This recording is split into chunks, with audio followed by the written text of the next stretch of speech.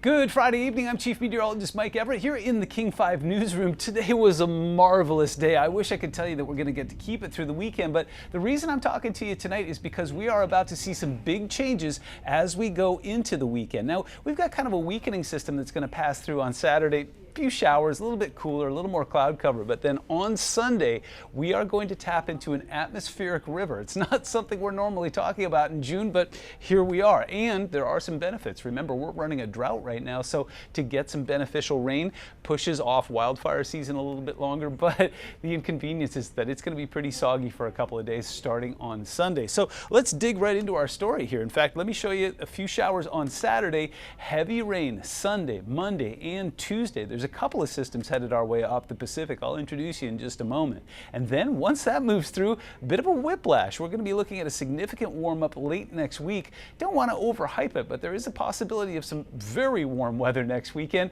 Possibly 70s, possibly 80s, but yeah, that's about a week away. In the short term, we've got this. The National Weather Service has issued a flood watch. Now remember, there's 3 levels: advisory, watch, and warning. So what they're saying is there is a possibility we could be seeing some low-level flooding of our rivers, creeks, streams, and flood-prone areas because we're going to get a lot of rain in a really short period of time. Those rounds of rain will start on Sunday morning. They're going to last through Tuesday night. The most impactful rain will be on Sunday afternoon, where we'll see some bands of heavy rain move across the region, and then into early Monday.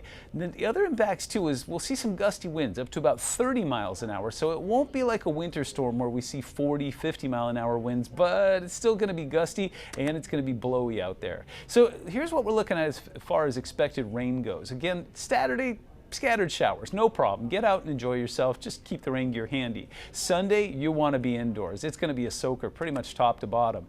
How much rain are we talking about? Well, again, this looks like a winter storm to me. We're talking about 1 to 2 inches in the lower elevations, up to 4 inches possible in the Cascades, up to 3 inches in the northern Cascades and Whatcom County. Along the coast, 2 to 3 inches and up to 5 inches off towards the Olympics. Now, here's the silver lining to all this cloud cover. Drought Monitor came out yesterday and it's showing that we are still showing abnormally dry and moderate drought conditions across much of the state. So to get some beneficial rain is beneficial. Take a look at the big picture here. Saturday's system just doesn't have a whole lot going for it. It'll break up on impact, but boom, there we are on Sunday, and we start wet, we stay wet throughout the entire day. Now, because the low is centered over top of British Columbia, those showers will kind of just sit and meander into Monday. We come up for air briefly on Monday afternoon, and pow, there's that reinforcing system that comes through on Tuesday, and then by the time we get to midweek, that ridge builds across the west coast, and long-term models are suggesting 90s in California, and possibly some 70s and 80s here next weekend, but we'll get there when we get there. Look, that ridge is just going to send everything away from us, although it looks like we could see some monsoonal moisture come up from the south. Interesting.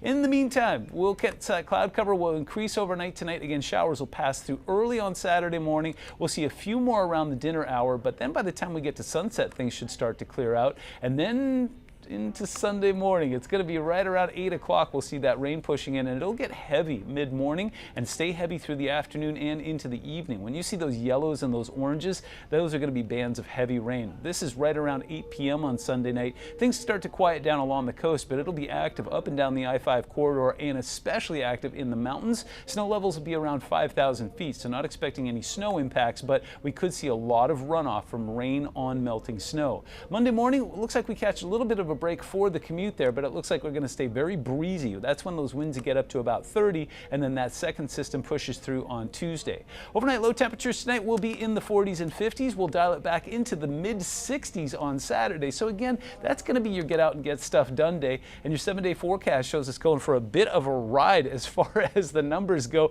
We'll dip it down into the upper 50s and lower 60s Sunday and Monday, warm it up to 70 on Wednesday, and then get it back to 75 on Friday. And as I mentioned, I don't want to overhype it, but there is the possibility that next weekend is going to be absolutely gorgeous. We've just got a lot of work to do between now and then. In the meantime, stay warm, stay dry, stay safe, and keep looking up. Have a great weekend.